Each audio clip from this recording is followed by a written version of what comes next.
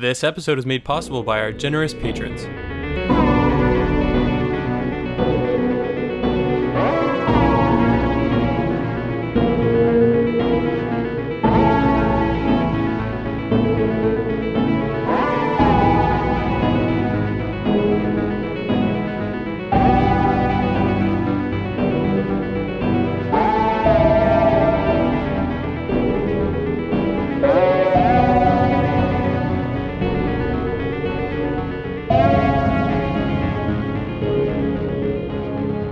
Welcome to episode 128 of the Ink to Film podcast, where we read the book And then see the movie. I'm Luke. And I'm James. And this week we finish our coverage of the 2018 novel and 2020 HBO series, The Outsider. All right, here we are, James. Another Stephen King project coming to a close. We read the second half of the novel. We watched 5 episodes of TV. We got a lot to cover here. I'm really curious to know what your thoughts are on it. I mean, I'm so mixed. This is one of the most mixed projects, I think, that we've covered for me. Okay. And I feel like I might be maybe reacting a little rash and irrational, but I don't know. I just finished it last night. Mm-hmm. And I don't know. It's like I finished the show last night and then read a ton of the book to finish it up. And so like I have so much going on in my body right now and in my brain. So I think we should react to it. Do you want me to give you like a little bit of something right now, or do you want me to? I think hit me with it, man. I mean, I think we're Okay. full spoilers from the jump here because we're coming in to the end of this thing. You know, we've given all of our general thoughts in previous episodes. People, I think, know where we're at with this thing. Yeah, hit me with it. I'm going to start with the show because that's what I experienced first. My number one thing with this is it should not have been 10 episodes. And you picked up on that sooner than I did. I think I was really forgiving in the first half with like sort of when we were around like episode 3, 4, 5.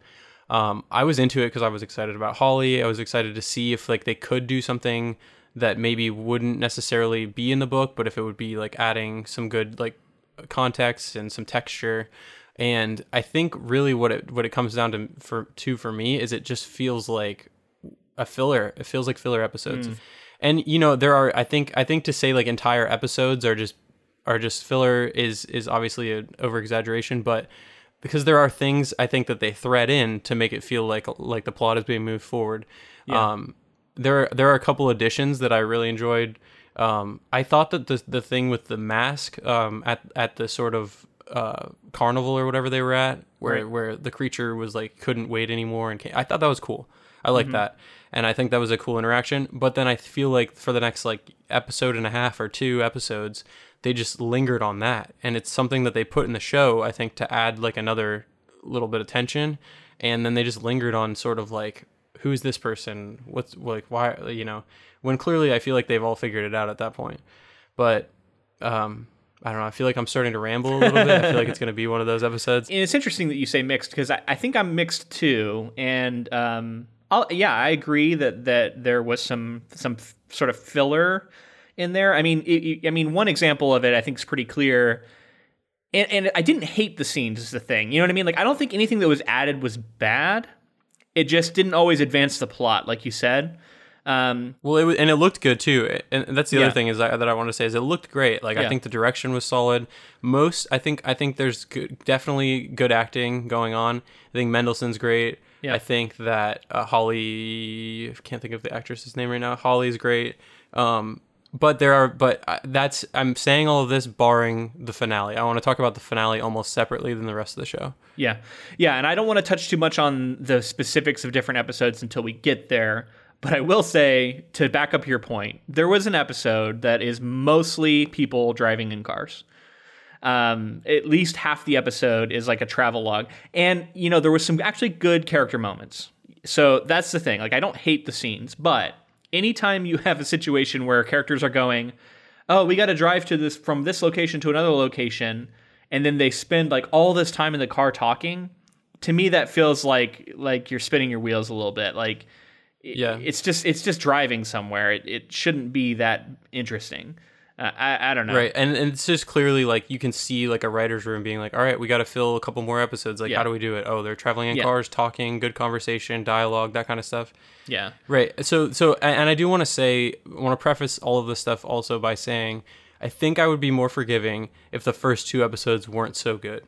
Because I think the first 2 episodes were really solid and set me up. Of the show, not of this half. Of the show. Gotcha. Of the show, I'm sorry, yeah. The first 2 episodes, which, whether it's to do with Jason Bateman being the director on those episodes, I don't think so. I think it's just like very... Well, that's my favorite part of the book, too. I think. Exactly. I think even in the book, it's the best and strongest part. So I think that, there's a lot of that going on. That being said, like, if it went episodes 1 and 2, and then you condense, like, episodes 3 through, like, I don't know, 7 or 8 into, like, 1 episode. I don't know about 1, but yeah, you condense it down some, for sure. Condense it down. If there was... I'm convinced that if this was 6 episodes, I would have liked it a lot more. Interesting. But I don't know. So, for the book, I want to touch on a problem that... And I want to focus on it because we're going to focus mostly on the show and do some light book comparisons, but I want to highlight an issue I had with the book. And that was, it felt to me like I needed to have read the Bill Hodges trilogy, I guess. I actually don't know. It really felt like there was so many references to a previous book that I didn't understand. And on one hand, I'm like, that's fine if you want to use this character and kind of fill me in. But it also kind of felt like spoilers for those books. I was like, what if I wanted to go read that book and now I've had it spoiled for me because I read The Outsider? Right. That's what I was surprised about. When we found out that Bill Hodgkins is his name, I think. Hodges. Is dead. Hodges. Yeah, Hodges. When we find out that he's dead, and, maybe it's not really that big of a spoiler if you know what the story is, but, like, just hearing that a character that's seemingly important is dead, I don't know, feels like a spoiler. And yeah, I was surprised at how much. I was like, in a way I want to go read the books, but in a way I also kind of feel like just like the context of what we've gotten, I kind of can envision what that happens in at least a couple of them, or one of them. Well, it sounds like some sort of maybe body hopping kind of creature was in that book too, or maybe it could possess people or something. I don't know. I mean, it sounds interesting to me. And we have an investigator. We have Holly Gibney, who I like as a character. So I'm interested in those books. I just kind of wished I hadn't had them spoiled for me by Stephen King himself in this novel. I wonder if you had read that trilogy going into this book, if you would have just been like, fuck yeah, this is awesome. Like, getting all the references and stuff. Like, if it would have been like amazing for you. He knows that probably a huge percentage of his audience, I mean, not all of it, obviously, but probably 60-70% of his readers are reading like books as they come out, right? And so maybe a large chunk of people, that's who he's speaking to, like his core fan base who's been following him book in, book out, and that may be the case. But for people like us who are just dipping in at random spots, it's tough. And anyway, that's not a problem in the show because they don't even really touch on any of that. But I just thought it was interesting that was it kept feeling like this impediment to me, I kept feeling like I wasn't part of that story, and that kind of sucked. Like, I wanted to feel fully invested, and it felt like it was saying, like, if you haven't read that, you don't really know this character that well. I don't know. It was kind of a bummer. I have something that the show does do that I think is weird / interesting, and, like, I want to get your thoughts on it. Mm-hmm. But there's this, it sort of is trying to lean into, like, as the book did, it started trying to lean into this Stephen King universe, the skew, as we've called it, or the skew. Uh-huh. And I just, like, it felt like a lot of the time they were, like, trying to sort of use the rest of the universe as a crutch, kind of. Like, they kept being like, oh, there's more out there, there's what else is out there? Like, I just, like, I know they're trying to potentially set up a sequel season or something, but it feels weird to try to, like, reference. I think some of the times it's done well in Stephen King adaptations where there's, like, little Easter eggs and things that you can pick up on for the larger universe. But it felt like in this case, they were kind of like, all of you have seen it, right? Well, we're kind of like threading that into the underlying message of this show here, because it was so massive and everybody saw it. I think that Stephen King adaptation, like, kind of being, I don't know, drawing a lot of parallels to, and I think the book already on its own, the source material does kind of have parallels to Pennywise and it, but I felt like the show was like, you guys have seen it, right? Well, like this show because you've seen it. Yeah, it's funny because I had a different read on what I think they were trying to go for there. I can see how you would read it that way. To me, it seemed like there's a theme that gets brought up in the book of the universe being endless, right? I forget the exact phrase.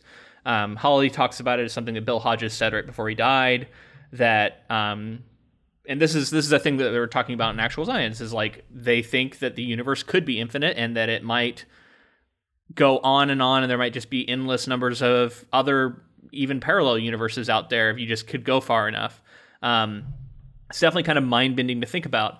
And I love the way they link that to, well, if that's the case, and if you really think about infinity, then like how could we understand everything that's going on?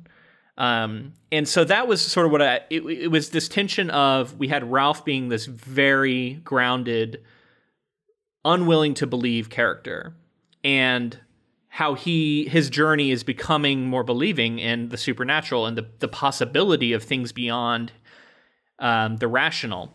And the concept of there's so much more out there we don't understand, I think is speaking to like the possibility of ghosts, the possibility of an afterlife, the possibility of a god. And this is a character who is being open to those possibilities by the end of the show. And so I think they were referencing more that, like maybe there is a spiritual universe. Maybe there are creatures out there, but maybe there are also angels. Maybe there are also, maybe you, when you saw your son, it was actually him. And they talk about that in the cemetery, and I guess that's what I felt like they were going for more, was like that sort of opening of the mind to another form of reality, not necessarily like the Stephen King universe. You know what I'm saying? Right. I mean, yeah, and I get that. I think you're right. Like there's moments where, I think nearing the end, Ralph and his wife are kind of at the grave, and they're talking about like, when you die, like maybe we'll go see him or whatever. Yeah. Like and now he can actually believe that because of this other thing. Right. And I get that. I think it's like more the overt, maybe not specifically the conversation that I was talking about before with like what else is out there kind of thing. But like the overt, like clearly connected to the Stephen King universe stuff. Yeah. Like, in other books, we'll get something where it's like, oh, there's a crazy car out there. And you're like, okay. Or you're like, oh, there's a killer St. Bernard. And you're just like, all these things are, it's a St. Bernard, right? Yeah. Yeah. So like I felt like they were, I felt like maybe there was some of that going on that maybe, and maybe it was just me kind of reacting to the rest of the show and putting that on the show, but it just felt like some of that stuff didn't feel as natural as usual. I think it's fair. I think it's a fair reading of it. I do want to touch on some feedback we got, since this seems like a point to bring this up. We asked in our last episode if people found the Macroverse stuff to make Stephen King's universe any less frightening, because it sort of shines light on all this stuff and makes it more understandable in a way. And we got an email from one of our listeners, Silas, and he wrote in, and I'm going to paraphrase. It was a in-depth email, but this is just a little bit I'm going to give here. Basically, he says no. He doesn't feel that it affects how scary the villains and monsters are in his novels. He says here, without giving spoilers, the Dark Tower series permeates almost his entire catalog in one way or another.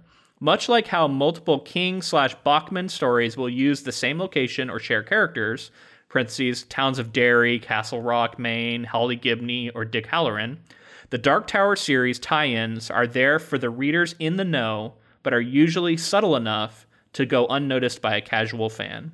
So it sounds like the reward of being in the know and like these little hints of like, hey, this is that thing you've heard of, just pulls it all together in a way that is really rewarding. And it sounds like, at least in his opinion, that it doesn't lessen how frightening things are. I would be curious to know if anyone disagrees with that. Please write in and let us know if you're a King fan who does find it to make it less frightening.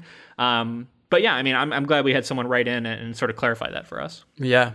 I think it's interesting because like, there is a certain reward to it when you know the reference. You're like, I understood that, and like you get it, and it feels like this sort of interconnected web.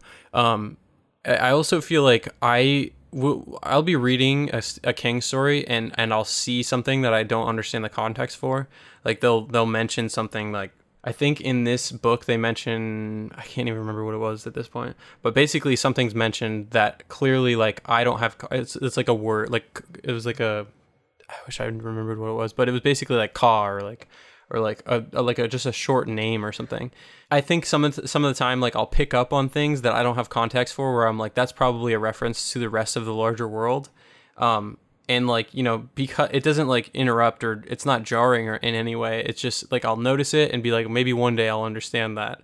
And I think that that's kind of like what he was describing there. Sort of like, once you see the Matrix and you understand from the Dark Tower, you can sort of like, as you're reading along, you're like, boom, connection, and you like draw all these parallels, and that's cool. I'm excited to get to that point. And then the other thing I'm thinking is that feeling like you have bought into the world of Stephen King, like his version of reality is something that you are immersed in.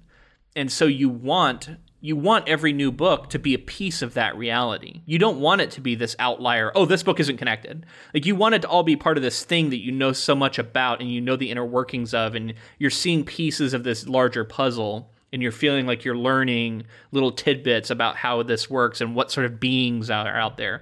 So I can see how that would be rewarding if you're really an in-the-know reader. But that's a fine line to walk, because King also has to appeal to people who are just picking this up and reading it as their first Stephen King novel.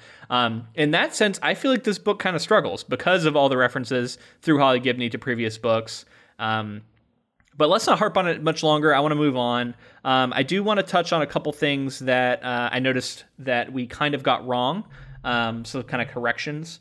One, I think last episode we said that we thought it was the taxi driver who had gotten scratched. Clearly it wasn't. It was the bouncer in both cases, book and show, that was the one who got scratched. So we got that wrong.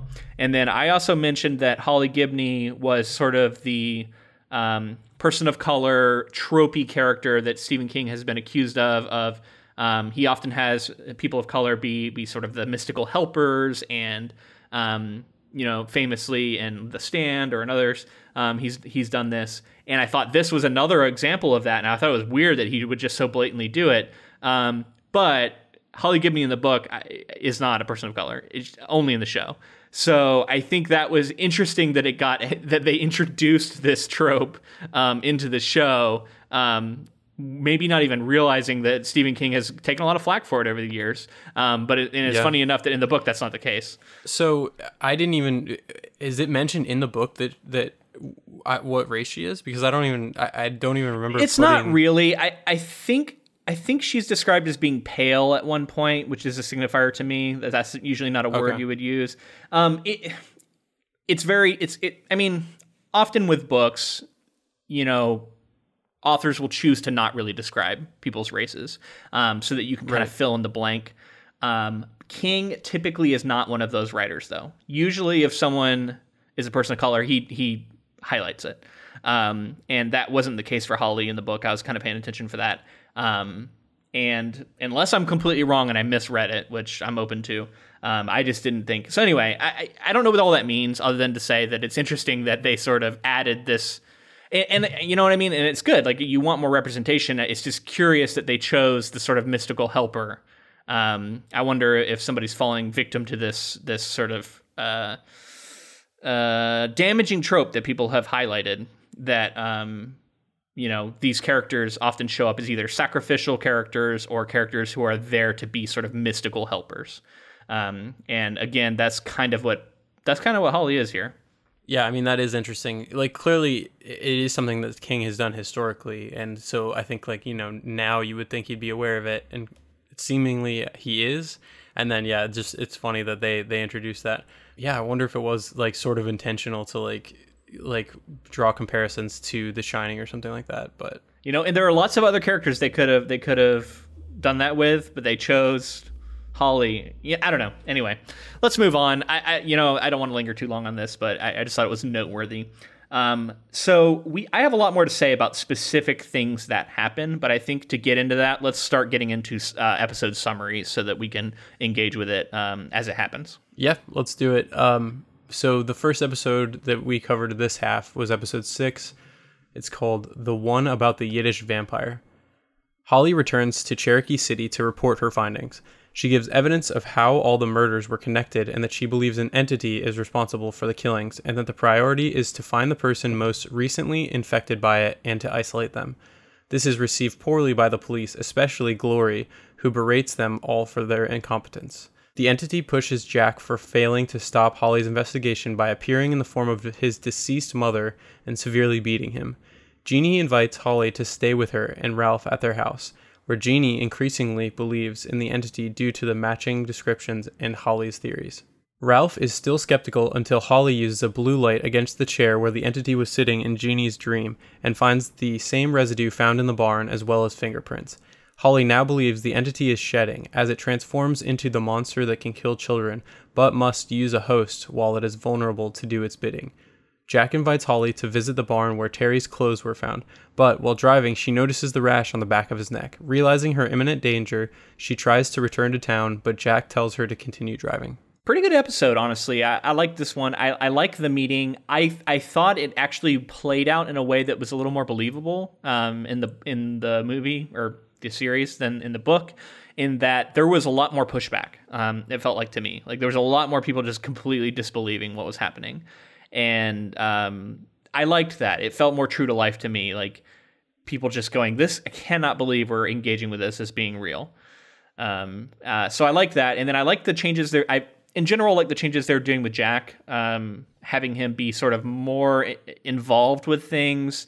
I think they made his character a little more nuanced in the sense that he is trying to fight against this a little more. It seems like he's not completely sold on all of it. And he's got like he clearly has like some connection to Holly in a way. You can tell that he's doing it because he has to, but he's not okay with it. You know, when he's in the car and like kidnapping her and stuff, like there are moments where he's like conflicted with it. Yeah. Yeah. Which I don't really know if we got much. Maybe there was a little. I think it was more said because it was like internal monologue in the book. It was more him being like, I don't want to listen to this thing, but it's going to get rid of my cancer if I do what it says. Right. Whereas in the show, it's more like up to interpretation or like what the audience is kind of seeing what's going on. But clearly he's conflicted.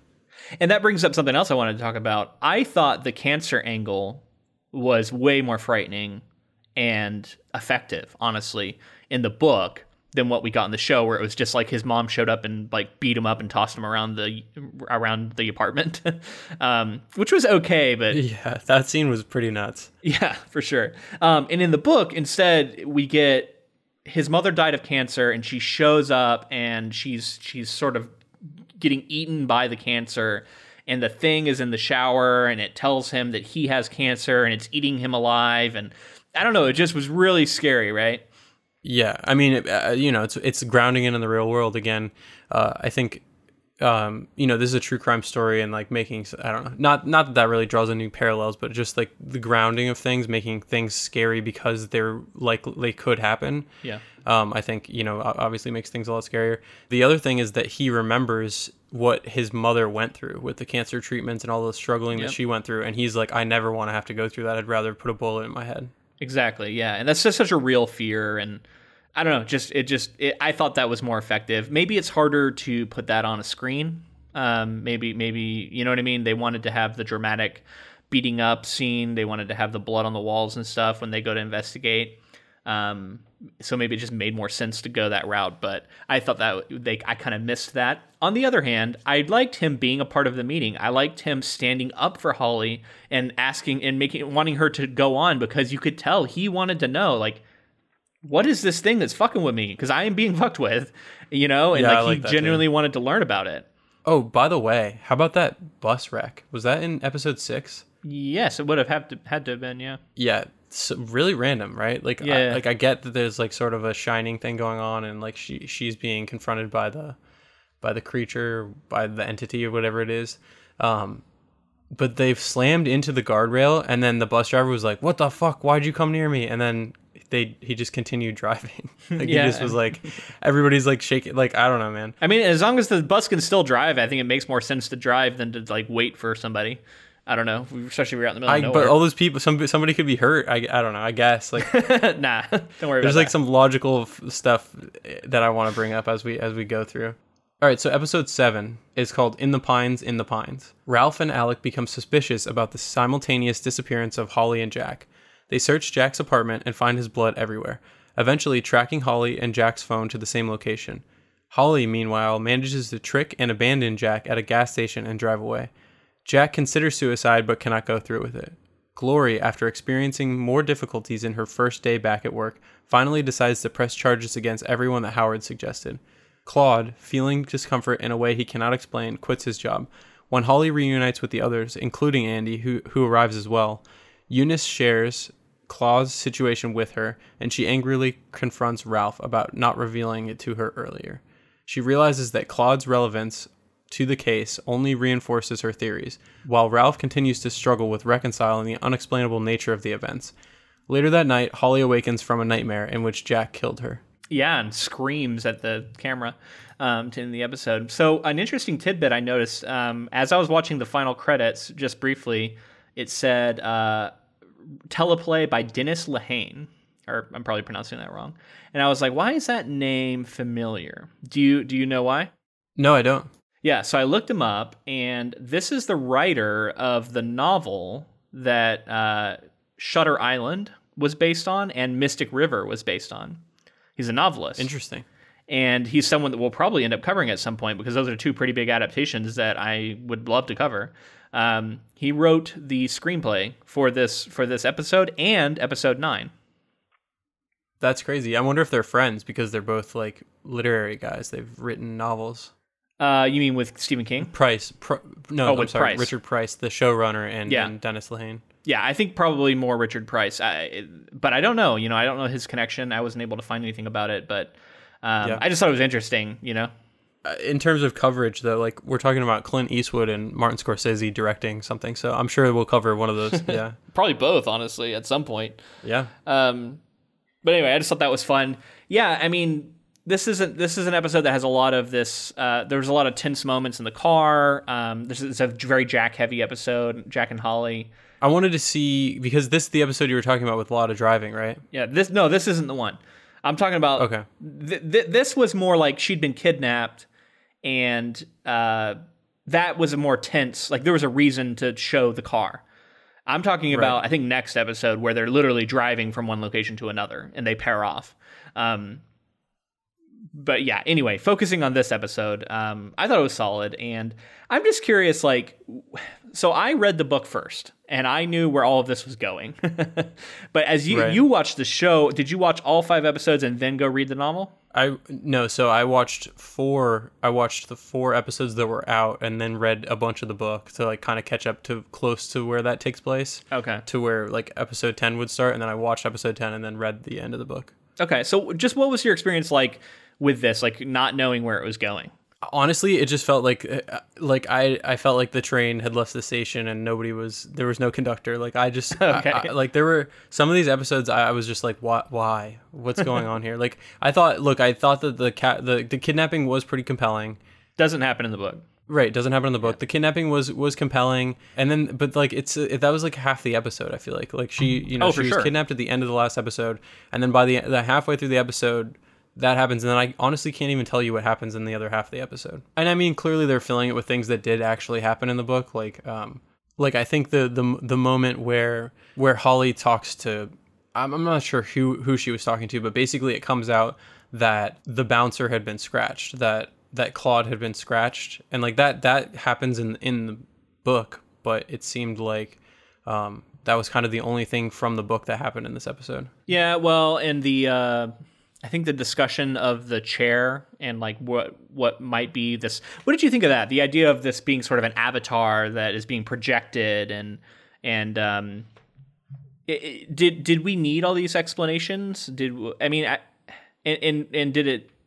it make sense? Did you like it? What did you think of it? I don't know. I think by the end, we ran into the issue that like we knew too much about the creature. I think we were potentially maybe a little worried about it in our first episode, or maybe it was the second one on this coverage, where we were talking about like sort of, the less we know about the creature, the scarier it is. And I think we lose some of this true crime element when we start really focusing on the supernatural. Agreed. And I get that that's eventually going to happen, but basically we lose the true crime elements in like episode 3 or 4, like very early on. And then it's like the sort of supernatural hunt for the rest of the story. Yeah. And you're highlighting something that I was biding my time, trying to figure out where to talk about it, but I guess let's get into it now. One of my overall criticisms of this story, really in both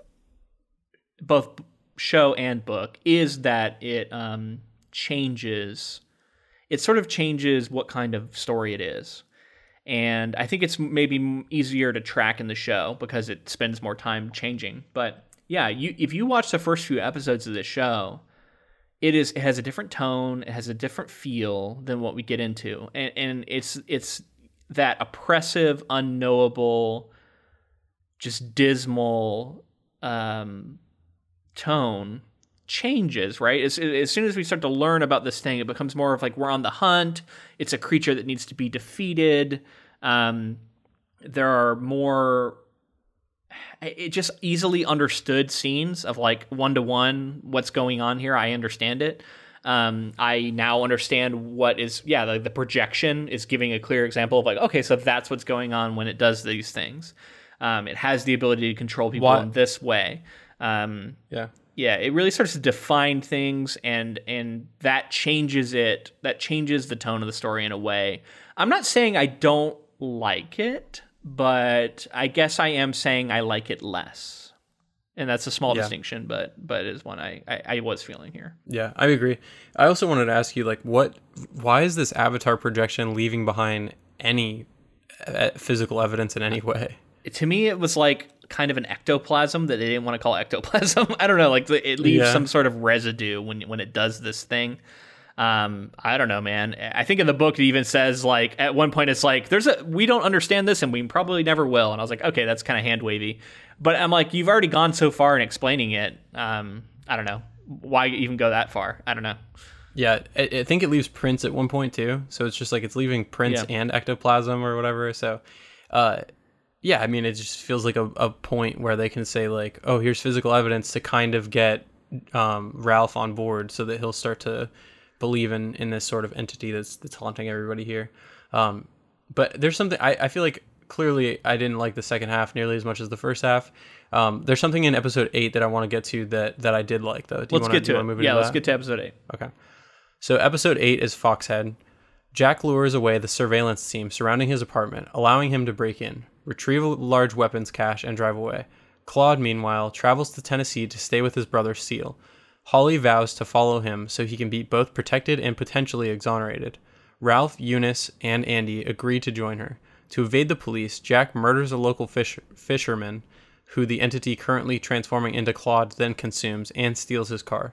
Soon after Claude arrives in Tennessee, he is taken into custody by local police who have coordinated with the investigators to protect him. Claude, Seal, and the investigators converge on the Bolton house so they can keep track of Claude. Concurrently, the mid-transformation entity travels to a local festival and attempts to spirit away a young boy to feed on. Other festival goers manage to stop the entity. However, the boy's grandfather got into a scuffle with it before it flees. Meanwhile, Alec and Howard arrive to assist with the investigation. The next morning, the local police arrive at the house looking for Claude. They meet with Ralph and Holly, showing them recorded footage of the festival scuffle, which reveals the entity to have a deformed version of Claude's face. Ralph and Holly realize the entity is close by. So yeah, I mean, the thing that I'm talking about specifically is maybe less of him traveling to Tennessee and getting arrested and like the conversations between the police and all of that. But specifically, I think the idea to have the creature desperate venture out, try to take a kid from a festival and almost get captured, I think that was, I really thought that was strong stuff. And that scene was creepy. Seeing the entity, the prosthetics looked good or whatever, whether it's prosthetics or CG or whatever, I'm sure it's prosthetics, but it looked good to me. I thought it looked creepy, and I was always worried for the moment that we actually see the creature. You know, we've seen this sort of deformed face in drawings and maybe like a section of it when he's wearing the hoodie. But seeing Claude's face deformed like that was I don't know, really, it was really, creepy stuff. Okay. Yeah, I mean, this was an episode where almost everything in it was added, right? Like this is tons of added material. We get the change of Claude's mother into Claude's brother, which I think I liked both characters. They operate in different ways for each each story. The brother obviously makes some mistakes later, but he also is sort of a chaotic figure. He gives this backstory on the family later on. for the most part, solid. I do want to talk about the difference between, the change in character, because the mom character and the brother character, the mom from the book and the brother from the show, serve kind of the same purpose in getting this family story out for us and like letting us know the history, which I also thought was cool. And it reminded me of like when like we're learning about the history of Derry, and there's like things that have happened, and we can see that like historically it's played a role, and like, Pennywise was involved. It kind of reminded me like the cave in with that sort of stuff, and like the lair that it's in. A lot of that reminds me of like the Pennywise stuff. But yeah, so what do we think of the change? Like I didn't mind the change necessarily. I kind of felt like going into the last episode, and this is before I'd read the book, the end of the book at least, I felt like everyone was going to die. I was like, holy shit. I was like, Holly's boyfriend's dead. The brother's dead. I thought like, I didn't think the lawyer was going to die, but all of the like extraneous characters that I felt like were show only, I was like, these people are all dead. The mom doesn't die in the story, so I guess there's still like that lingering family for Claude to go back to, whereas like in the show he's lost everything. Well, okay, so several things to touch on there, but you brought it up, so I'm gonna hit on it. I was thinking of it a lot in this second half of this novel, second half of this show, and when I read the book, I remember thinking like, okay, wait a minute, we're going to go face this creature in a cave. It felt such an unexpected final showdown location for me. Out of nowhere, in a book that felt like very urban in a sense, like it's in these towns, it's in these small towns, right? And it felt so grounded in true crime. Yet now we're going to descend into a cave, which is a very like most people don't go into caves. I mean, I know they're out there, but I don't know, just very reminiscent of the sewers from it. And I started to think like, okay, this is King kind of going back to the well a little bit, right? Like, how are we gonna fight? How are we gonna have a showdown with this creature? Well, it's gonna be underground. It's gonna be in its lair, and it's gonna be in a and they're gonna have to venture down into its home turf. It's gonna be scary. It's gonna be dark. And I remember thinking, and I wrote this down, no way that this is how the show ends. I was like, there's no way. They're not going to a cave. He's going to completely reimagine this. It's going to be a different location. And I was so wrong, and I was shocked at how wrong. I was like, wait a minute, we're getting the cave? And then sure enough, they spent several episodes building up to it, and I'm like, they're doing it. They're going all in on this cave. And then even down to, which we'll get into next episode, the cave-in sound problem of you don't want to shoot a gun in here because all the stalactites are going to fall on our heads. And I don't know, man. I was really expecting them to do something else. I was kind of disappointed that was saved from the book because, I don't know. It felt a little off to me. It felt like you could maybe get away with it in a book, but I really thought it was going to be kind of silly in a show. And I was surprised it did an okay job with it, but I still feel like it's kind of silly. I don't know. I'm getting ahead of myself. I know we're getting into like the final episodes, but still. Well, just to react to what you said, you mentioned that like it's very urban. It takes place in cities. It's an investigation. It's detectives, and then we go into this cave where there's this showdown, which I never thought at the beginning of this story that we were going to get like a Stephen King showdown with a creature. I thought there would be a creature lingering, and we would deal with the implications of like what it was going to do. And then we would outsmart it, or we would, deal with it in some other way. And, whether it like died or lived to fight another day, whatever, like it would bring closure to the story. And then we get to like this, like sort of, like you said, like it just doesn't fit in the tone of the story where we're dealing with this entity. And then he kind of doesn't pose a threat, I would say, as they're going in, because like you can shoot it and smash it with a rock. Yeah. And my thing was like, why not just like shoot the shotgun like a bunch of times and like have the whole cave collapse on top of it? Well, they didn't want to fall on them too. Right. No, but I was thinking like run away, and while you're running away, fire the gun back into the room. I don't know, man. I don't know how it all works. It feels a little hokey to me though. Like I'm sure there are caves where loud sounds would cause a cave in. Like I'm sure that's a thing, but it just seems like so hyper specific and unusual. Yeah. And we had talked about how this creature was not this primal Pennywise. It was more modern. Like it knew how to use evidence against people. It knew how to frame people. It understood modern technology. And so like I would expect it to be in like a rundown tenement building or something, you know what I mean? Because like this thing lives like a person for the most part, right? Like a lot of the time, and instead it was very primal. It was very Pennywise. I don't know. Yeah. Remember when we talked about the Jack stuff where he was bringing like deer and light lamps and stuff into the woods, and then we got the payoff of the lamp is in the cave. Yeah. How is that thing being powered? It was in the book. There's a generator. There's a generator and a lamp. No, I know, but I didn't see a generator in the show. Oh, okay. You didn't. I assumed there was because I had read the book first. Yeah, I had no idea. I was like, damn, that's a long extension cord going all the way through the cave. And Jack is like sitting with it in the cave for like 2 episodes, which is kind of weird until he gets called upon.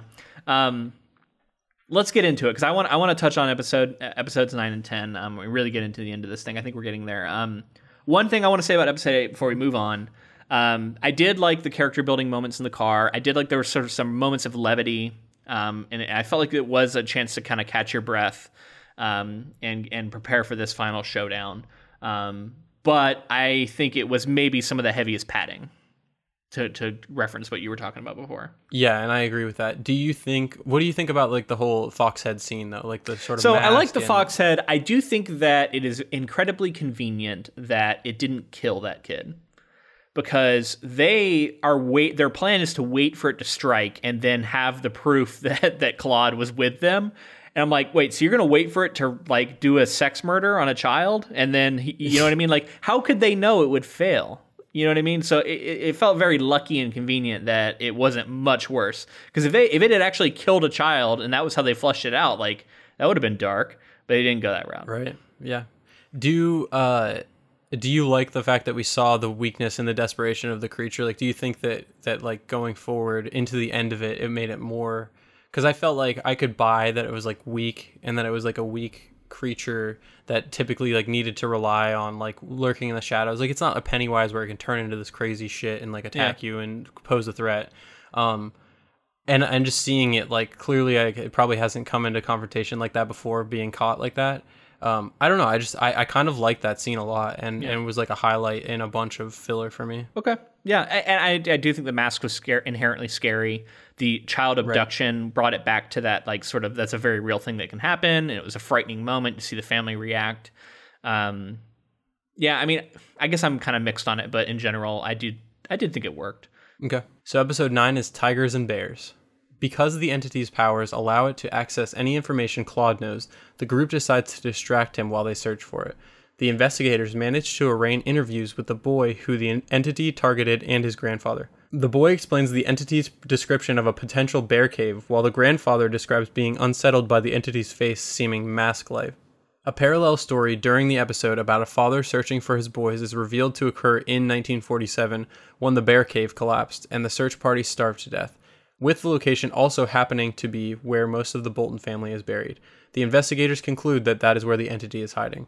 Additionally, while this is occurring, D.A. Hayes learns of another young boy who has been killed in a manner similar to Frankie. Ralph, Holly, Eunice, Alec, and Andy travel to the cave. Seal recklessly reveals the plan to Claude, immediately alerting the entity to the situation. The entity forces Jack into action. Once the 5 investigators arrive at the site, Jack, armed with a sniper rifle, shoots Alec in the head and then fires off several more shots. Yeah, so this is setting up the final showdown. We see the brother being dumb.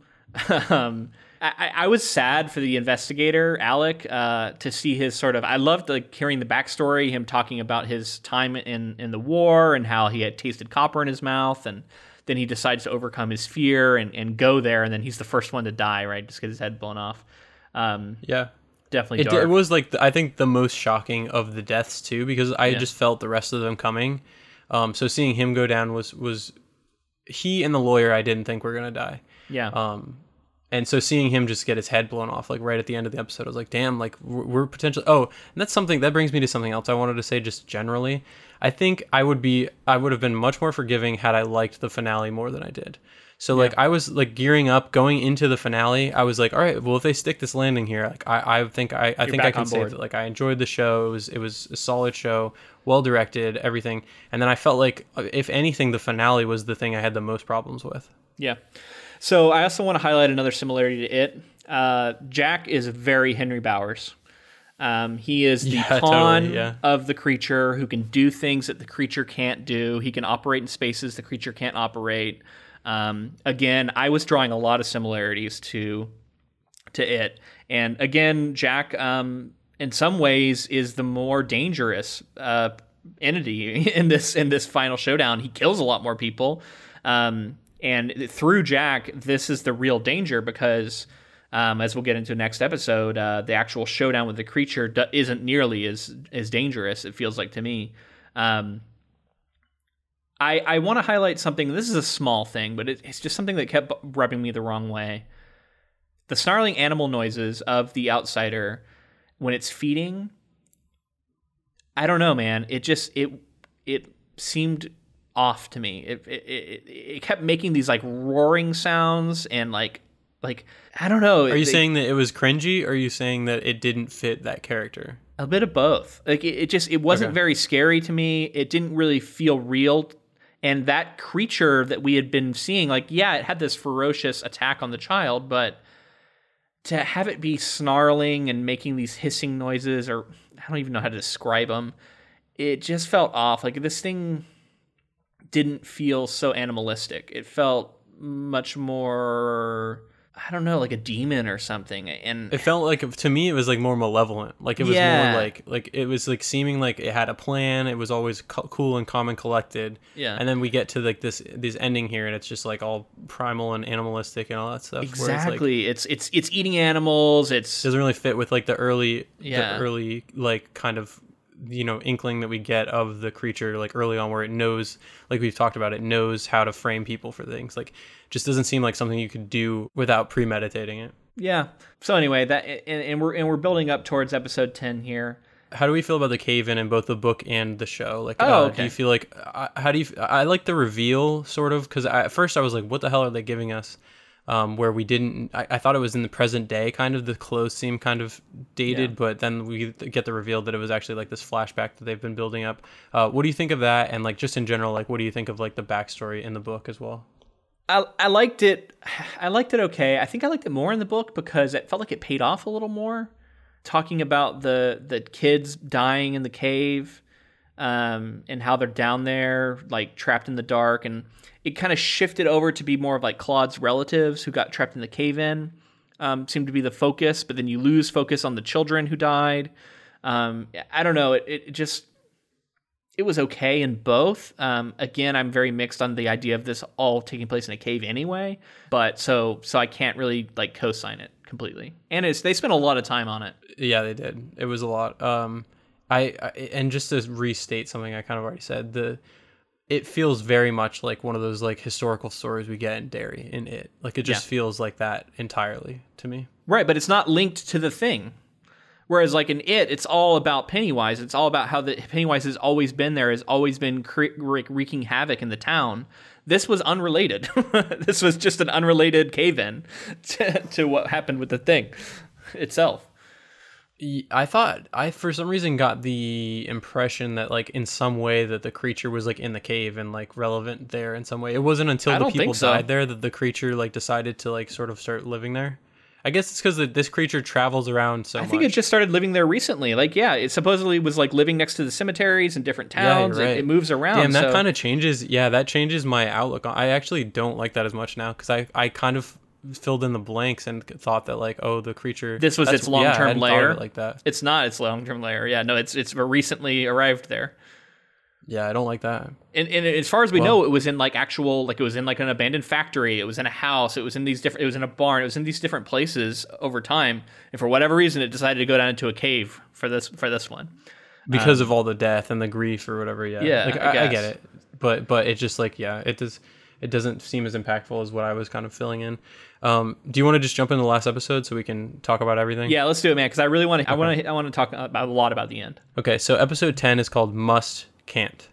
Howard, Claude, and Seal arrive at the scene. Seal charges Jack and is shot and killed. Andy attempts to drive away for help, but Jack shoots him as well, then shoots the gas tank. Howard tries to rescue Andy, but Jack ignites the gasoline, killing both Andy and Howard. When the entity commands Jack to kill Holly, Jack refuses. He approaches the others, begs them to kill the entity, then commits suicide. Ralph and Holly enter the cave and find the entity, who expresses disbelief that Holly discovered the truth about it, but offers few details otherwise.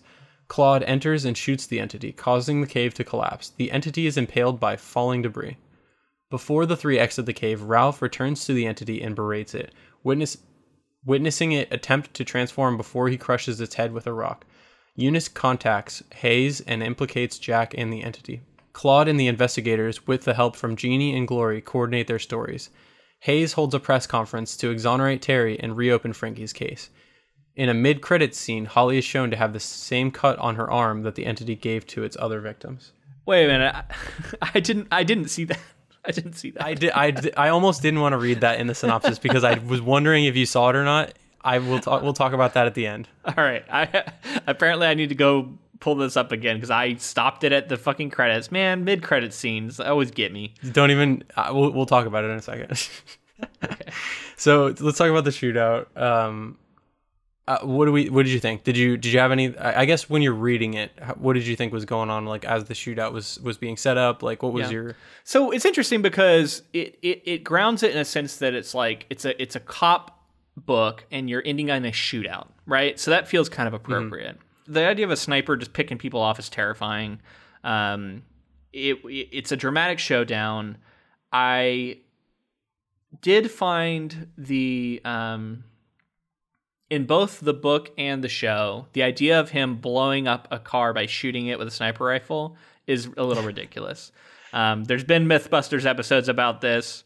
It's not actually possible. Now I feel like they tried they tried to sell it a little more by having like the gasoline spill on the ground and then he like shoots the cement and it creates a spark. In theory, that might be possible, but I'm pretty sure if you watch the Mythbusters episode about it, they tried everything they could and just could not get a spark that was significant enough to light the gasoline. It was just too hard. Incredibly unlikely.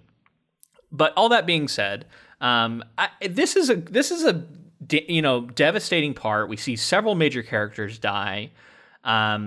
We see Jack struggling. I really liked how he was like chugging Jack Daniels and like crying. And this guy put on a pretty good performance, honestly, as being this conflicted character who feels like he's totally lost himself.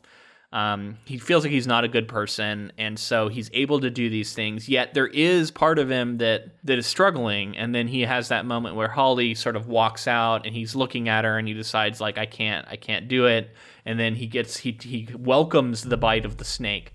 That's all a little different than how it goes down in the book, although it is the snake biting him. Again, a thing I thought for sure wasn't going to happen in the show, and I was kind of surprised to see that it did. Like you said, the trope of the explosion was pretty ridiculous. At the end of episode 9, when the brother and everybody, they were gearing up, they were like, oh, we fucked up. We told the entity like what the plan is. We're going to run out there. We're going to do something about it. I was like, okay, like I could see like this could be compelling. This could be interesting. And then as soon as they get there, the brother gets shot dead. I think for shock value, and I think, like the character had like sort of built, he and the brother Claude were like very connected and like they were all they had. But I feel like a lot of these deaths as people go down, I just didn't care. And I watched the show before I read the story. I think I cared about it more in the book, but I just found myself not caring as much when people died. The one that I cared about the most, I think, was Alec. Was when Alec died at the end of episode 9. I was like, holy shit. Howard, the lawyer, I still feel like he got done dirty, man. That was a character I really liked in both show and book. Yeah. And to have him die at the end was sad. But yeah, no, I know what you mean. I have mixed feelings about the boyfriend character for Holly because he always felt like weird. Like it was weird that he was there for a lot of it. Yeah. Well, he was off-putting too. Like he seemed creepy. Like he was like had something, like there was something going on that I did. And I don't know if it was the performance or like he was told that it was direction to like kind of seem like he could be something sketchy. But it was like they were really trying to build up this love between them that seemed like it was happening really fast. And like it was like we're soulmates, and it really was telegraphing like this guy's gonna die. Yeah, and I gotta talk about the moment where Holly runs out and like she's like go to hell or whatever, like something. the writing in episode 10 I felt was some of the worst in the show, and like that I don't know, that was a little like, it didn't hit me all that well. And then we have him like shoot himself after all this stuff. Like, why didn't he just shoot himself before doing all this, before killing everybody? Like, it's just like the committing suicide at the end was weird. Like, I could understand if like he died of the snake bite or whatever, in, you know, maybe he killed himself because the snake bite was going to kill him anyway, but I don't know. It was a weird thing to have him kill himself in the show, because I think in the book he ends up getting killed by, I think it just plays out better because Ralph ends up killing him in the book. Yeah, say Ralph. And I think him. I prefer that. I prefer that by a lot. Well, and agree. It's like that thing of like, he just wasn't able to kill himself. Like he didn't have it in him to commit suicide. So it would make sense that he instead gets shot by Ralph. Like he sort of does commit suicide, but he's forcing Ralph to shoot him. And that's in keeping with, like, if he could have just shot himself, why didn't he do it when he was in the forest earlier where he had the gun in his mouth? Right. And he almost did it. But I don't know. I guess I was okay with it. It's you know, he looks fucking grotesque when he walks out and he's like all swollen up and everything from the snake bites. Yeah, speaking of which, like, from the time, like, the prosthetics department probably had so much fun with this guy, because they were just like, he gets his ass beat by his like imaginary mom, or like by the spirit of his mom or whatever, and he looks like shit after that. And he puts makeup on, which is like more you know, like makeup and prosthetic stuff for them to put on. And then, you know, Holly tells him to take it off. Then he gets like, he's all fucking sunburnt, and like he's got that nasty shit on his neck. He's got the rash on his neck. He's got like, then he gets bit by a snake. Like, it's just like that guy got fucking messed up. And I think it's effective for the show. Yeah, and I think he puts on a good performance too, you know? Yeah, I do. I think so too. And I think honestly, for the most part, everybody put on a good performance. Nobody specifically, there were moments where I was like, ooh, maybe bad dialogue, whatever it is. But I think there weren't any characters or any actors that I specifically was like, oh, I don't like this performance, I don't think. Yeah. So let's move down into the cave, because I have a lot of thoughts here. This creature doesn't really seem to use the powers that it has in the final confrontation, and that kind of bothers me. It has, okay, so think about the entity we saw in the barn when Jack first encountered it. He turns around, he sees it in the corner, he flips the fuck out, then it's behind him, touching him on the back of the neck, right? Like it's almost teleporting. He's also like frozen in place. Yeah, and he's paralyzed. He's terrified, he can barely move. Like it has so much power. It's this thing, right? And then yes, I guess it's supposed to be weaker, but I wanted to see it using its full range of abilities. Keep one or two of the other people alive, send them down in there. It should have a pawn that it immediately takes hold of, because that's something that it can do. It should project itself. That's something it can do. They should try and kill it, and actually what they're fighting is a projection, right? It's not the real thing. It has these powers that it just fails to use. When Claude showed up, did you think we were going to get the old switcheroo? Like, who's the real Claude? Like, I thought for a second we were, you know, yeah, like, I'm the real Claude. I'm glad they didn't go that route, because that would have been kind of silly. Me too, but I was like, I don't put it past them at this point. But right, what if like one or two of the characters, or even like the guy who got shot, what if he had gone down in there and like somebody gets taken control of in front of them, you know, like have the projection be a power that it uses. I don't know, man. Like I was very underwhelmed with this final confrontation, honestly, in both book and show. That's what I was going to ask. Like, do you prefer one over the other?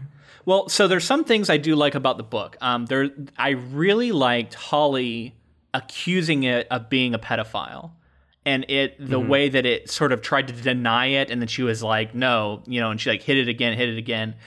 And that really brought full circle the sort of details that we got in the book. I'm not going to go into specifics, but there are some like sexualized details of this crime early on, or details of a sexual crime early on. And it sold it in a way of like, that's why it was like that. Whereas in the show, it was like, it just completely like discarded that side of it. And it was very much more like, oh, it was just feeding, you know? And it was never sort of brought up again. It compares like, oh, eating kids to eating veal, and like they taste better, and yeah, you know, like, and they didn't question that at all. Like, well, that's not all you did to that child, right? Yeah, and it It's does the in the weird, book. like, ritualized, like, sexual, like, degradation, like, crazy shit that goes on that, just goes unspoken in the show, kind of. And she's like, no, you think you're so much better, but, like, you're just another sick pedophile serial killer. Because basically the entity is trying to justify it by saying, like, I'm just trying to survive. And she's like, no, you're fucking not. Exactly. And I missed that. I really wanted that back. That was a big change. And in both, I wanted the entity itself to put up more of a fight at the end. I thought it was very underwhelming how it just got shot in the show. You know, she beats it with like a blackjack thing or like a sock with a rock in it or something, out of the blue. Which felt very It to me as well, like sort of like defeating it with like childlike items and things. Like I was like, when was this being set up? Like, no, it felt very It. I agree. And then can we talk about how it takes like 27 days or whatever to transform? And then, like, right when he's about to kill it, it transforms, like, 4 times. Well, it's like, as it's dying, it's like regressing back through previous... I think it was explained more in the book. It's like, it shows a lot of previous faces that it had, and then they actually see in the book, and this is something that's really hard to put on screen, its final face is like the most forgettable face you'll ever encounter, something you would see in a crowd and never remember. And that's hard to put on screen, but, like...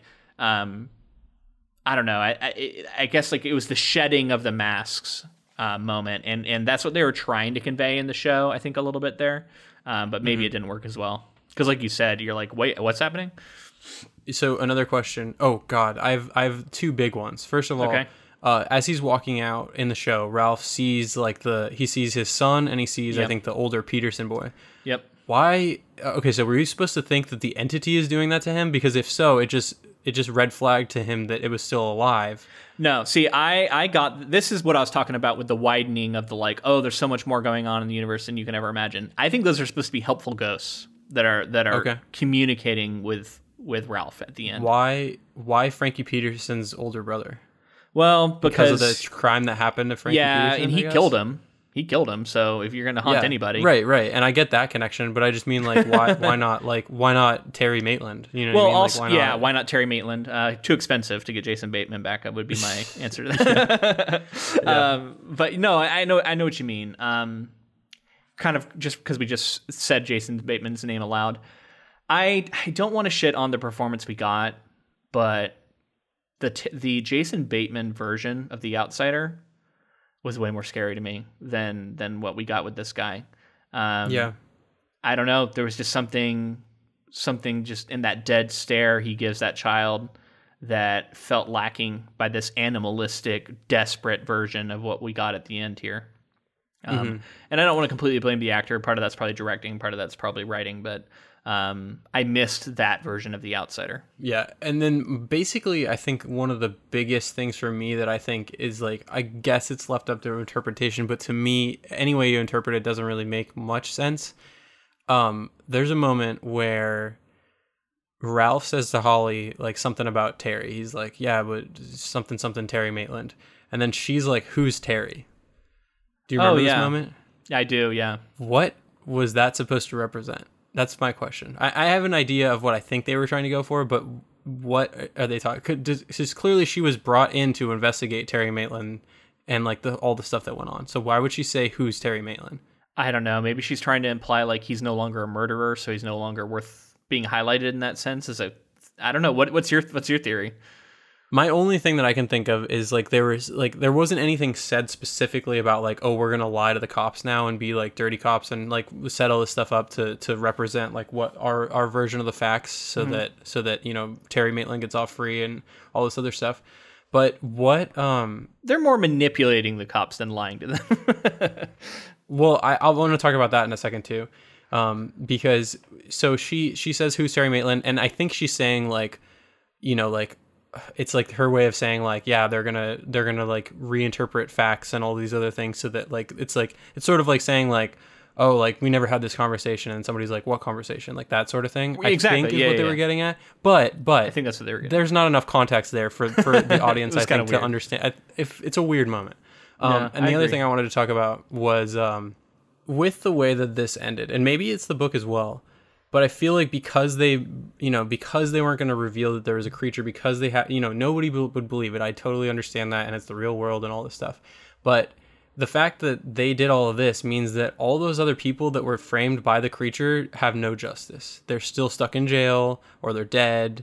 People think they're murderers, and they always will be. You know what I mean? And like, it's like, so there was no closure for those characters, because they decided to just be like, oh, we're just going to make it so that Terry Maitland gets off scot-free and we don't get implicated on anything crazy. Right. I think that's a little bit more of a problem in the show than in the book, because you introduced that woman character who was in prison for a crime she didn't commit, and that Holly went and met with. That didn't happen in the book. So, and I think everybody who was implicated that we know of is all dead. So, right. You know what I mean? But yeah, they're not really clearing, like, they're not clearing Heath's name. They're not clearing anyone else's name. They're just clearing Terry Maitland's name. That's a good point, but I mean, like, I guess there's a limit to like how much they can do. You know what I mean? And like realistically do. And I feel like we get more justice than I was even thinking we were going to get. We do get justice for Terry. We get his name being cleared. You know, it feels a lot better for his wife and the family at the end. I feel better for them. So I guess in that sense, that was nice. I do want to mention the dead boy that we hear about through the district attorney. And he was supposedly killed in a very similar way. And then that's kind of just a dangling thread. And I thought that was the only dangling thread of like, there might be another one out there that we got. But apparently there was a mid-credit scene I totally missed. But I kind of like that. It was like this dark thing that happened, and then it wasn't really addressed again. And it wasn't until I was thinking about it later, because it was in the previous episode, where I went, wait a minute, wasn't there a child that got murdered, and it was supposedly in a very similar way? And then that made me think like, oh, well, everything was sort of rosy at the end, yet there is this other outstanding murder that implies that maybe there's another one out there active. I think leaving it like that is fun and interesting. I don't like what they did with the show with the mid-credit scene. So I get that from the standpoint of like, that's the sort of like mystery element that that King wanted lingering, but I don't know. We'll talk about it when we get to the mid-credit scene. No, go ahead and mention it. What happens in the in-credit scene? First off, start with that, because I didn't see it. So Holly is sitting on like her bed listening to music, which like we've clearly heard she doesn't listen to music, which is like signaling to some people like, is this already like another version of Holly? Is there already a second one out there? And so, or at least to me, maybe I'm just reading too much into it, but basically she gets up and she's like brushing her teeth or something, and we see that she has like a cut on her arm. Oh, I'm sorry. While she's listening to music, she like reaches back and like thinks that she has like the mark on her neck or something, and she's like freaking out and like gets a mirror when she's like by the sink and like looks at her neck and sees that she doesn't have the welts and stuff on her neck. Which is like, oh, she's okay. But then she also has a scratch. And then honestly, that's kind of it. When was she scratched? I think that's the main thing, is like, if it had been shown in some way, I guess I would have understood it. And even then, like, if it's dead, what does it matter? Can it change into her even though it's dead? Yeah, I don't know, man. It's like, maybe there's, I don't really understand what specific. I think it's just like what if she is? What if she's, what if there are more, and what? It seems like it's trying to tie it to the book thing. She could have had a cut on her arm from the cave-in. She could have had a cut on her arm, you know, like she stabbed the thing, you know, when she stabbed it like in the chest with a knife. Oh, well, I thought for sure she was going to slice her fucking hand open with the way she was holding that knife, but anyway. So I think this is trying to tie it to the way the book ends, which is with the worms. So that's something we didn't get in the show. In the book, there's these worms, and they kept talking about the cantaloupe, and it was similar to that. They bust open the head of the creature at the end, and all these red worms come out and start wriggling around, and like they both have nightmares after the fact that like one of them got into them and like got into their skin, and then they like think that it's like that's what the creature actually was these worm things. And I can see having nightmares about that and thinking that like one of the worms got on you because they kind of scattered everywhere. And I think that's what they're going for with the scratch. Like they were trying to do that without having to like maybe do all these CGI worms or something. What did you think that was more or less effective in the book? Definitely the book. Yeah, for sure the book. I also wanted to talk about this idea of the mid-credit scene in general. Okay. Yeah. I think the main thing is like people look at it and they see like, oh, what do people talk about? The last thing that happens in anything they talk about. And if it's teasing like another season, you know, like Stranger Things has done it. Clearly the Marvel movies have done it forever. Like it's become a thing. And I think you have to be aware of like when to do it and when not to do it. If you're a Marvel movie, of course you're going to continue to do it because it's like your calling card at this point. If you're some random TV show that has source material that it just feels weird to me to have a mid-credit scene for the sake of having a mid-credit scene. And like, at what point is it like, are you having people roll their eyes rather than actually talking about the mid-credit scene? I don't know. I just think it's like it's kind of a product of the time right now. Yes, it's like leaves people talking about it kind of, but at the same time, like it makes it less interesting to me sometimes when like things don't have like a finite ending, because it seems like you're like, but maybe there's more to the story here, and like clearly there's not. Well, it's almost a tropey thing to do in horror at this point, and like it's called an It Lives ending. It's a style of ending where you show that maybe the thing that you thought was defeated is not fully defeated, and that's like a very common way of ending a horror story. And that comes back around to what I was saying. Like this show that felt so different has really solidly landed in this creature horror. It's like such a creature feature at this point, you know? And I don't know, it's just kind of disappointing. Like I wanted it to be more unique in that sense. But I got two more things I want to talk about. One of them, a simple statement Holly makes. She says, an outsider recognizes an outsider, or something like that. An outsider knows an outsider. So she's likening herself to the outsider, and it calls into question, like, oh, is she actually the outsider that this whole title was about? What did you think of that moment? Did you like it, or was it, I don't know, it wasn't in the book? No, I did like it. I thought it was cool, and I also kind of drew from it that she was saying like, yes, I'm similar to the creature, but like you were an outsider because you were dealing with grief, and I'm also an outsider, and like we are outsiders together that have kind of like found each other. I don't know if you felt that with Ralph. Much. Okay, with Ralph, like maybe like he was an outsider based on like kind of like his beliefs of like believing in things, not believing in things, and like he was an outsider and she's an outsider because of the way that she was treated and that sort of thing growing up, and how she's different, and then like they found each other, and I don't know, there's like kind of a double thing there for me maybe. Okay, yeah, I could see that. I guess I didn't really know what to think of it. I just ended up writing it down because I thought it was noteworthy that it was something they added here. It felt like they didn't really know how to handle Holly's character, because in the book she has so much baggage to this other thing, and in the show they can't do that, so they had to like invent a lot of new stuff to explain her. And this was a way to do that, I think, to put a sort of a cap on that. But it does lead me into something we've noticed in a lot of the King projects. I don't want to name particular ones because it's spoilers for those projects, but in general, it seems like King really favors what I would call hopeful endings in his horror. Usually the evil is defeated, and we're left with a sense of like the world is being brought back to, the right way, like things have returned to normal. There's also often a hint of like some sort of supernatural force for good. We get that specifically spelled out in the book that we don't get in the show. And other than one of the projects we've covered that didn't end that way, for the most part, that feels like that is his preferred ending. It's definitely a choice, and it's a thing that I think, as a horror writer, people are going to have to decide as you write your horror stories or you write a horror novel. Like, do I want to end on this hopeful note, or do I want to end somewhere similar to the place I began, where like everything is bleak and everything is hopeless and dark, and maybe there's like a slightly difference. Maybe like some effort has been made in to go one direction, but ultimately it's hopeless. It's like, what's the story you're trying to tell?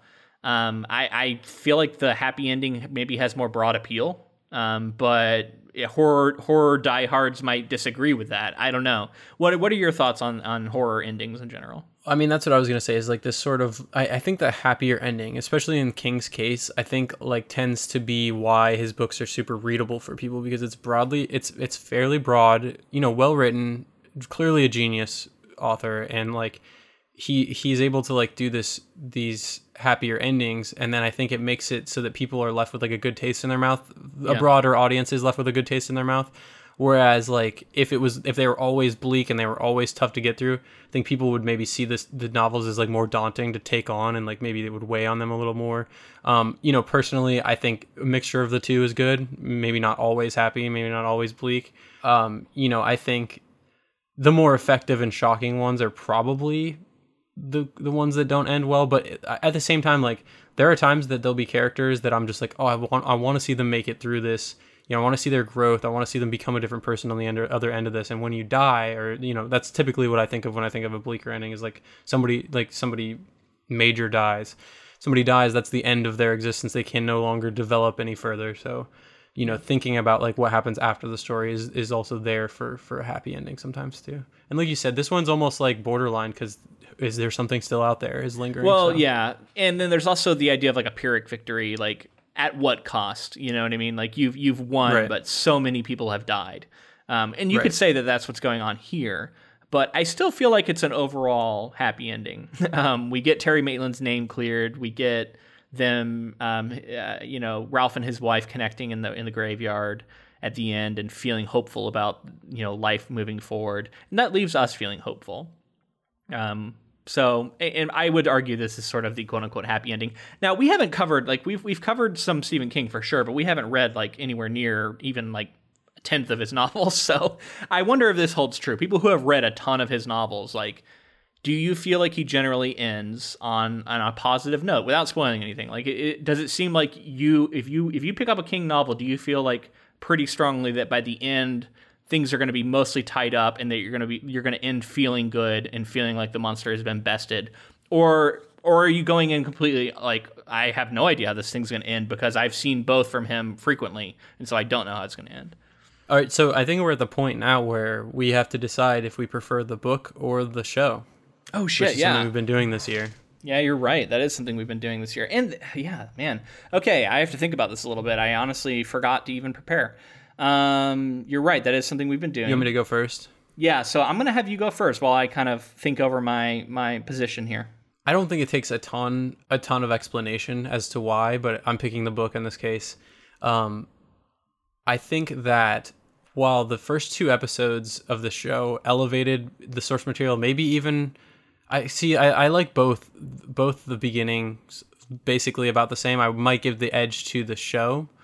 And then there are moments of highs in the show that I think that maybe the book doesn't necessarily hit.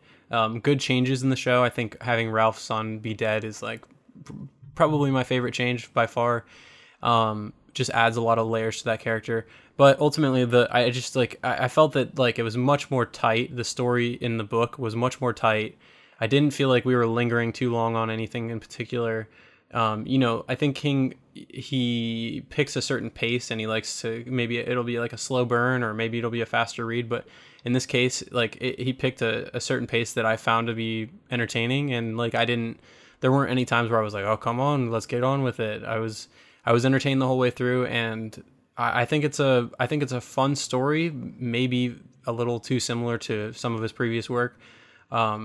And, you know, maybe not paying off what I would have liked to have seen is like a legit true crime horror that sort of plays up on all those tropes and like leans into the true crime stuff and has an ending that kind of fits with that. And, you know, the shootout was close, but I would have liked to have seen it kind of stay more grounded.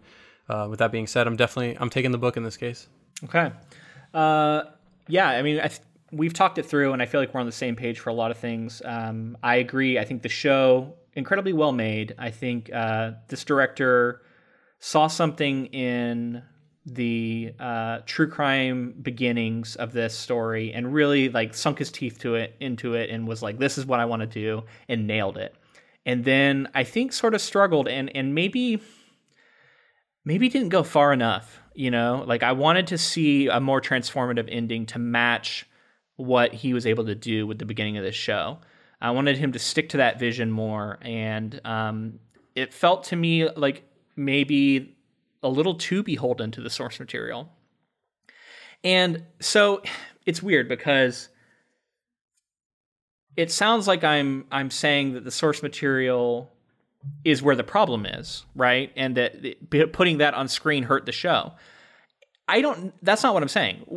The book is the better version of this story, because it is King writing to his strengths, writing to the things that he knows how to do well, and he's giving you that in the book. And it's the purest form. Like if you want the purest form of this story, I think you read the book because that's where it's done right. And I was wanting a more transformative adaptation out of the show to change it in a way to make it stand out. And we got that somewhat in the beginning, and then I think towards the end, there's a lot of padding, there's a lot of tonal issues, and then we've outlined them here. I wanted something more from the end. So because it was so beholden in a sense to the original source, it fails to rise above. So even though I had issues with both, I had complaints about both, I still enjoyed this book. I still enjoyed this show. And ultimately, I'm going to give it to the book. The book was better. We're in agreement. It sounds like as a podcast, we're gonna say the Outsider book was the superior version. So yeah, this has been a lot of fun. It's been another Stephen King project, and I feel sort of bad that we were pretty negative because I think a lot of people probably really love this. And if you're really bought into like the way Stephen King tells his horror, maybe this was like perfect for you. It's exactly what you wanted, And I will grant that, you know what I mean? But for both of us, I think we kind of, maybe we got into our own heads about it too much or something, but we were expecting something different. We were hoping for something different than we got. So that's why there's been a lot of mixed commentary here. I hope we highlighted the things we liked enough, especially I think in our first 2 episodes on this stuff, you hear a lot of the things we were really, really enjoying. It just didn't quite stick the landing for us. But yeah, I am looking forward to covering more Stephen King. If you guys are starting to get a feel for like, hey, it seems like you guys like these things about Stephen King. If you have any recommendations for Stephen King projects that you think we in particular would really like, you know what I mean? Like, let us know, because I'm curious. I don't know where we're going from here. I know we're going to cover more Stephen King in the future, but what that looks like, I really don't know, because there's so many options. He's got the Shawshank Redemption. He's got the Green Mile. You know what I mean? There's a lot of the stuff that we can dig into eventually. So I'm sure that I know for a fact we'll be covering more, and something that's Misery, Misery, The Stand, The Stand, yeah, Cujo, Carrie. At some point, we got to do Carrie. That's his first book. Oh yeah, so many. We're gonna get to more. As far as like what order we're gonna go in, I don't know. And I'm gonna be really curious to see how my feelings on King continues to evolve. So this week we wanted to thank a patron. Yeah, Rebecca H. She's been supporting us for a while now. I think a Stephen King fan, unless I'm misremembering. So hopefully she's listening to this. Shout out to her. If you want to become a patron yourself, definitely check out our Patreon, patreon.com/inktofilm. Find out what kind of bonus content we have on there. We do a bonus episode every month where we talk about something new, whether it's adaptation adjacent or something else. Recently, we had a discussion where we kind of touched base on like how we feel about adaptations in general and how that's changed over the last few years of covering them. So if that sounds interesting to you, definitely check that out. Yeah, and thank you again for being a patron. If you would like to connect with us, please follow us on Facebook, Instagram, and Twitter, all of those at Ink2Film, and make sure to join the Council of Inklings. We're actually going to be posting a poll. It's currently, I think it's over now, but basically we're posting when a you get poll. This, yeah. When you hear this, it's over, but we've posted a poll. We are going to be picking a fantasy project or a few, and everybody in the council will be voting on it. So if in the future you wanted to be involved in that, please definitely join the Council of the Inklings on Facebook. We post all kinds of different adaptation news as well, anything we see that could potentially be a project in the future. Absolutely. And if you like this episode, please let us know in the form of a rating and review on whatever app you use. We are hovering at 69 reviews on our Apples. Yeah, on our Apple nice. Page. And it's funny because we just got a new one and it bumped up to 70. And then I looked at it today and it was back down to 69. So I don't know what's going on, man. It's like Apple is like they want us to stay at 69 reviews. I don't know how many it's going to take to get us over the hump. But I mean, if we're ever going to get to 420 reviews, and we got to keep going. Yeah, blaze it. Yeah, absolutely. We wanted to thank Ross Bugden for use of our intro and outro music. Anything else? That's going to be it for this week. We thank you guys so much for following along, and looking forward to our next project. It is going to be fantasy related, and it's going to be a massive franchise. So definitely check that out on our social media to see what we're covering.